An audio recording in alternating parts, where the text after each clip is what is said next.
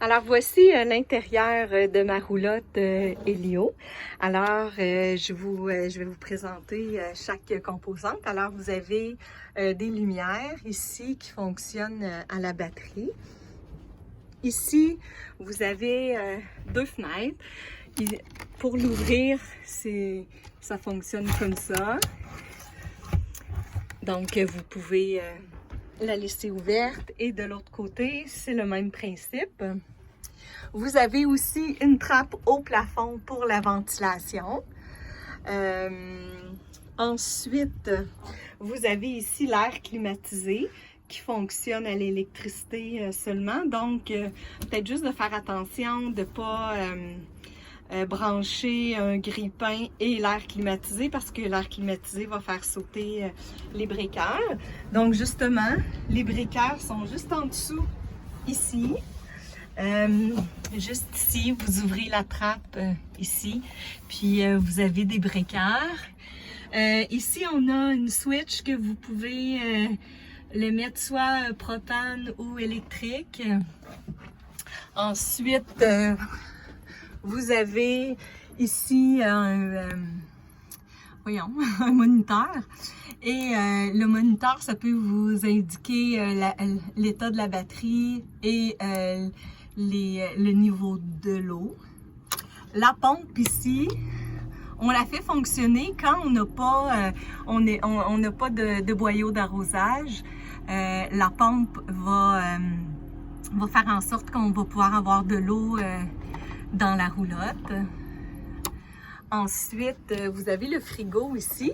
Donc, le frigo, c'est important de venir appuyer sur le on en arrivant. Si vous voyez que le check est allumé, ben refermez et repesez dessus, puis ça devrait fonctionner.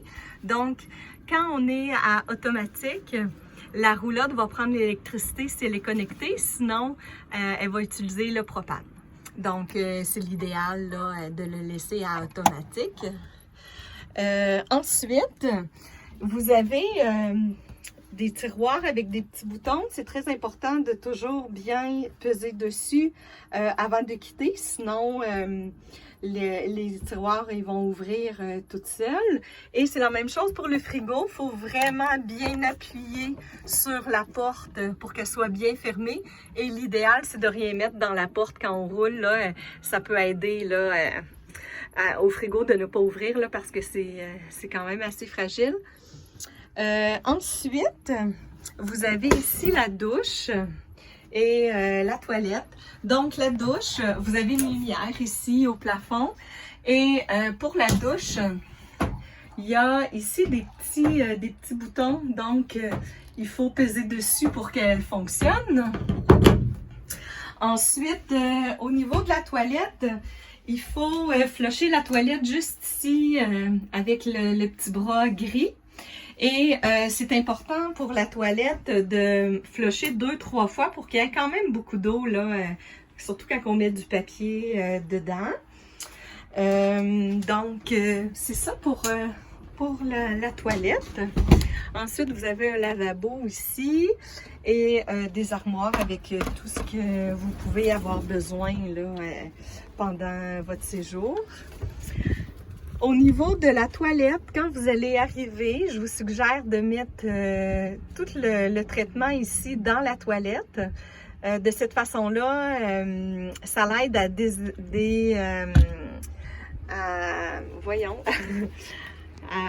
défaire le papier de toilette. Puis aussi, ça sent bon. Donc, vous pouvez en mettre là, dès votre arrivée au camping. Donc, voilà, ici, vous avez un détecteur de fumée et vous avez aussi un détecteur de monoxyde de carbone que je vais laisser ici parce que celui de la roulotte, là, il ne fonctionne pas. Alors, c'est important là, de toujours le placer là, à la vue, le détecteur. Et ici, vous avez les immatriculations de la roulotte que je mets toujours là, ici en dessous du petit tapis. Donc, Voilà, ça fait pas mal le tour de la roulotte.